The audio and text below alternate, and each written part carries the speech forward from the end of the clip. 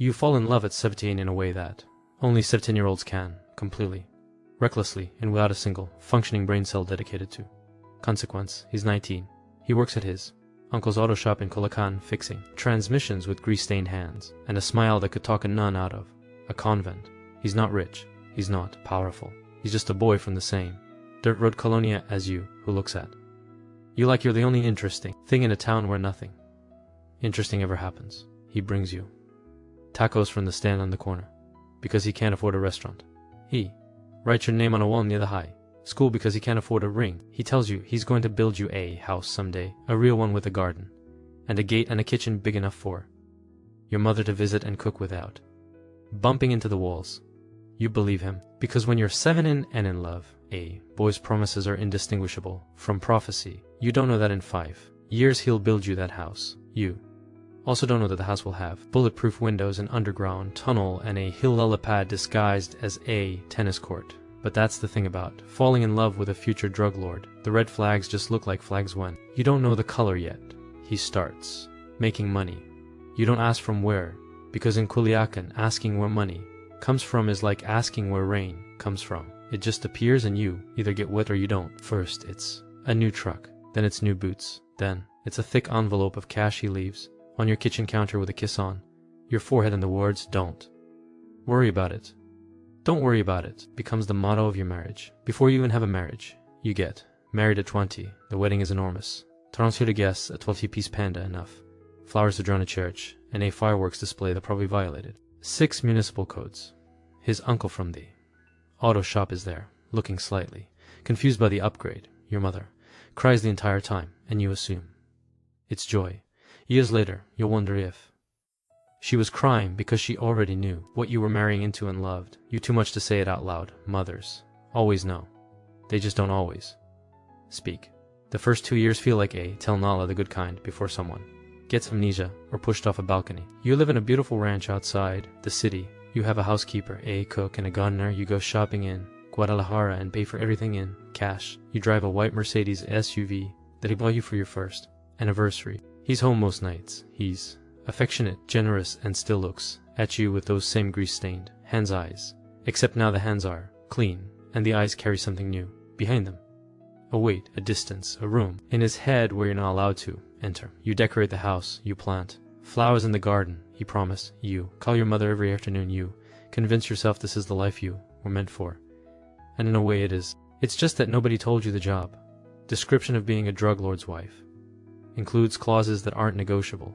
Clauses like silence, isolation, and the permanent understanding that the man lying next to you in bed has done things during the day that you must never ask about, never think about, and never, under any circumstances, discuss with another human being. Your marriage has a non-disclosure agreement. It's just enforced with something heavier than a lawsuit. The first time you see the guns, you're pregnant with your first child. You walk into the wrong room at the wrong time. 6 men sitting around a table cleaning assault rifles with a casual focus of mechanics tuning engines. They look up at you.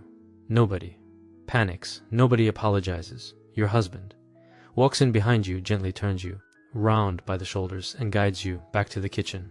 He says those 3 words again. Don't worry about it. You stand in your beautiful kitchen with your hand on your belly and the after image of military hardware burned into your retinas. You want to scream. You want to cry. You want to drive the white Mercedes back to your mother's house and pretend the last 2 years were a fever dream. But you don't, because the baby kicks at that exact moment, and the kick rewires every priority in your brain. You're not just a wife anymore. You're a mother, and a mother's survival instinct doesn't operate on moral principles. It operates on math. Inside this house, your child has security, money, healthcare, and a future. Outside this house, you're a 20-year-old woman with no degree, no work experience, no savings in your own name, and the last name of the most wanted man in the country tattooed to your identity. The cage is golden, but the lock is real. You choose to stay, or more accurately, you choose not to leave, which feels different that isn't. Your son is born. Your husband holds him with a tenderness that makes you almost forget about the rifles. He cries, the most powerful man in Sinaloa cries, holding a 7 lb baby, and for that brief moment you see the boy from the auto shop again. He names the son after his own father, who was killed when your husband was too wife. You don't know the details. You've learned not to ask about the dead in this family. because the list is long and the causes are never natural. 2 years later, your daughter arrives. She has your eyes and his stubbornness. The house now has 2 children, 4 bodyguards at the gate, a panic room behind the master bedroom, closet, and a nanny who was background, checked more thoroughly than a Supreme Court nominee. Your world shrinks to the dimensions of the property. You stop going to Guadalajara. You stop driving yourself anywhere. You stop calling friends because the friends you had before the money either envy you or fear you, and neither emotion allows for honest conversation. Your mother still visits, but she arrives in an armored convoy and leaves before dark. You realize you have everything a woman could want and nothing a woman actually needs. You have luxury without freedom, company without intimacy, and safety without peace. Your husband is gone more, now weeks at a time. He calls from numbers you don't recognize and speaks in codes you've learned not to decode. When he comes home, he's generous with gifts and distant with words. He buys your son a miniature ATV. He buys your daughter a room full of imported dolls. He buys you a diamond necklace from a jeweler in Miami who flew in specifically for the transaction. But he doesn't tell you where he's been. He doesn't explain the new scar on his forearm. He doesn't mention why one of the bodyguards was replaced last week, and nobody talks about the old one anymore. In this house, people don't get fired. They get erased, and you've learned that asking what happened to someone is the fastest way to become someone that others ask about. You develop a routine, because routine is the only structure that keeps you from unraveling. You wake up at 6. You make breakfast for the children because the cook handles lunch and dinner, but mornings are yours. You drive your son to the private school in an armored SUV with 2 escorts trailing in a separate vehicle. Your daughter goes to a preschool run by a woman who has no idea who funds the anonymous donations that keep her program running. You come home. You exercise in the home gym because public gyms require being public. You read, you garden, you watch the news and see your husband's name mentioned in reports that describe him as a monster. And you try to reconcile the monster on screen with the man who slow danced with you in the kitchen last Tuesday when he thought nobody was watching. The dissonance doesn't shrink over time. It just becomes a room in your own head. A room where the 2 versions of him exist simultaneously, and you've learned to keep the door closed. 6 years into the marriage, the first real crisis hits. The military raids one of his properties. Not your home, but a warehouse 3 hours south that you weren't supposed to know existed. 14 people are arrested. 2 are killed. Your husband disappears for 9 days. No call, no message, no number. You spend 9 days performing motherhood on autopilot while your brain cycles through every possible outcome. Dead, captured, fled the country. You prepare a bag for the children in case you need to run. You hide cash in the lining of a coat. You memorize the phone number of a lawyer in Mexico City whose name was whispered to. You buy another wife at a party 3 years ago, a woman whose husband is now serving 40 years in a federal prison in Colorado. You look at that number and understand that this woman isn't your friend. She's your forecast. On the 10th day, he walks through the front door like he just went to the store for milk. He hugs the children. He kisses you. He says, "Don't worry about it." You pour yourself a glass of wine at 2 in the afternoon and drink it in the bathroom with the door locked. It's the first of many afternoons like this. The money is absurd. You stop tracking it years because the numbers lost meaning. Your husband's organization moves approximately $2 billion a year across the border. You know this not because he told you, but because you overheard a conversation between his accountant and a logistics coordinator while you were pretending to arrange flowers in the next room. You've become an expert in pretending to arrange flowers while absorbing operational intelligence. It's the only espionage training available to cartel wives, and you've mastered it. The legitimate businesses alone are worth hundreds of millions. Real estate, developments, hotel chains, agricultural, exports. On paper, your family is a diversified holding company.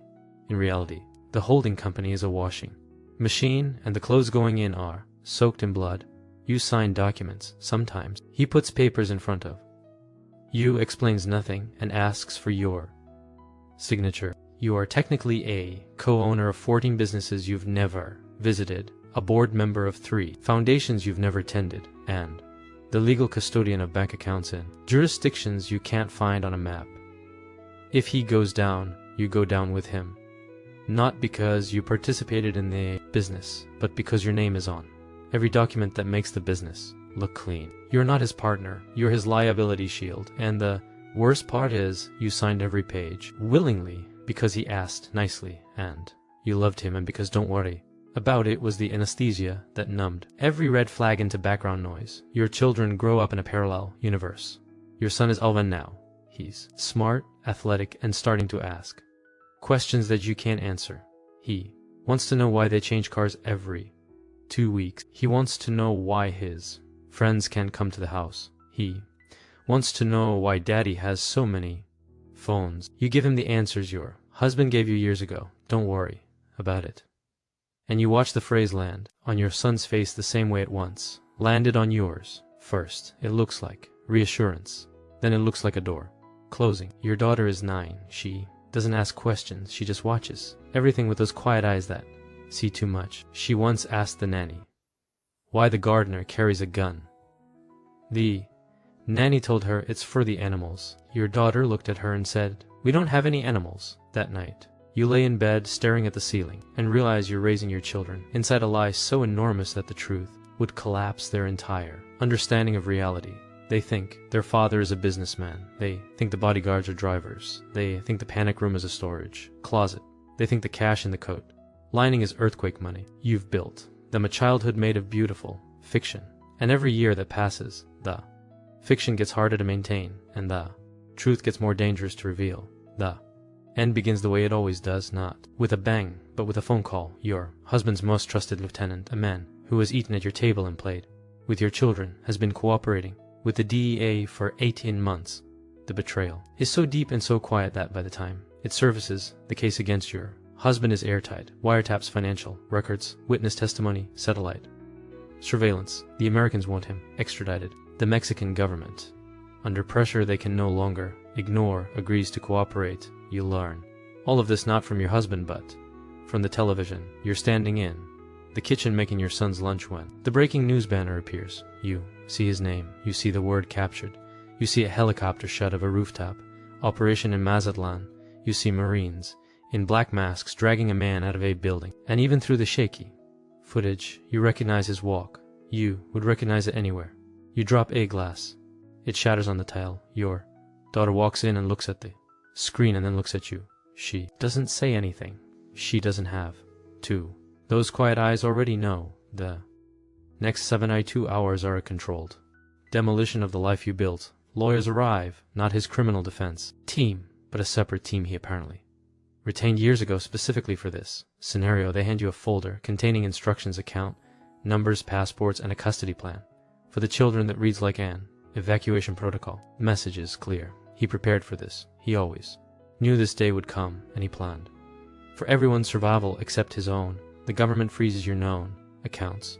They seize 3 properties. They don't touch the ones they can't find, and there are many they can't find, because the accountant built the financial architecture like a maze with no center. You have access to money, but spending it means exposing it. You're rich on paper and paralyzed in practice. Your husband calls from a detention facility. The call is monitored and limited to 10 minutes. He doesn't waste time on emotion. He tells you to take the children to the house in Querétaro, the one registered under your cousin's name. He tells you to trust no one from the organization because loyalty in this business has a half-life shorter than a fruitly. He tells you he loves you.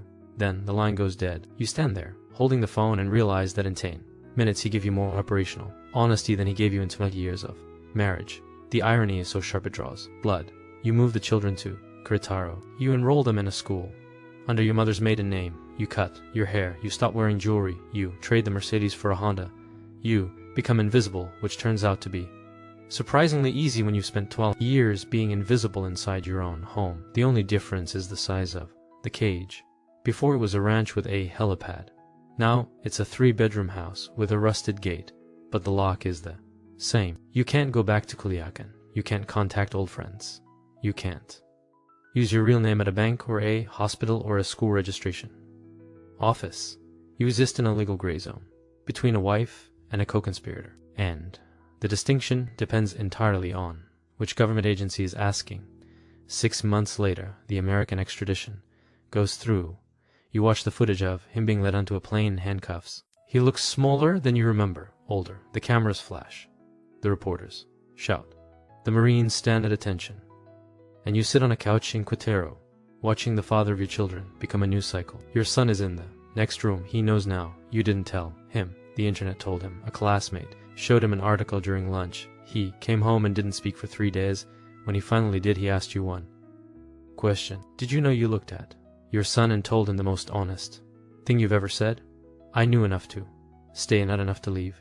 He looked at you with an expression you've never seen on his face before. Not anger, not sadness, judgment. He turned 12 last month, and he's already learned that the people who love you the most are the ones most capable of lying to you. You taught him that not with your words, but with your silence. The dark twist doesn't come from the cartel. It doesn't come from the government. It comes from a manila envelope slipped under your door at 4 in the morning. No return address. Inside is a single document. It's a detailed accounting of every business you co-signed, every account that carries your name, every foundation where you sit on the board. But this copies highlights and annotations. Someone has mapped every transaction to its illegal source. Someone has drawn a clear prosecutable line from the cocaine that crossed the border to the signature at the bottom of every page. Your signature attached is a note, handwritten. It says the file has been sent to the U.S. Attorney's Office in the Southern District of New York. It says you have been named as a co-conspirator in a sealed indictment. And at the bottom it says something that makes your vision blur. It says the file was submitted by the same law firm your husband retained to protect you. The lawyers he trusted with your future sold it to the prosecution as part of a plea negotiation for a reduced sentence. He traded you not to the rival cartel, not to the military, to the American justice system. And he did it the same way he did everything else in your marriage, without telling you, without asking you, without giving you the option to protect yourself. Don't worry about it. The phrase finally makes sense. It was never reassurance. It was a gag order dressed in tenderness. And you followed it for 12 years because you loved a boy from a dirt road who promised you a house with a garden. And he delivered on every word, except the only one that mattered. He promised you a home. What he built was a trap, and the garden you planted with your own hands is where they're going to bury you. You sit at the kitchen table in Kitaro. Your daughter's drawing in the next room. Your son is staring at his phone, reading about his own family in a language that turns people into case numbers. You look at the manila envelope. You look at your children and you realize the cruelest inheritance isn't the money or the name or the empire. It's the silence. The same silence your mother kept when she cried at your wedding. The same silence you kept every time you signed a document you didn't read. The same silence you're keeping right now, sitting at this table, deciding how to explain to your children that the life you built for them was never yours to give. And the only thing you actually own is the quiet catastrophe of having loved someone who used that love as a ledger.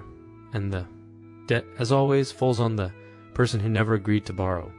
That wraps it up for today. The story you just heard is fiction, but somewhere, right now, a woman is sitting in a beautiful house, signing a document she'll never read, trusting a man who says, don't worry about it. If this one hit different, drop a comment and tell me which moment stayed with you. I've got more deep dives like this coming, so make sure you hit subscribe so you don't miss the next one. See you in the next one.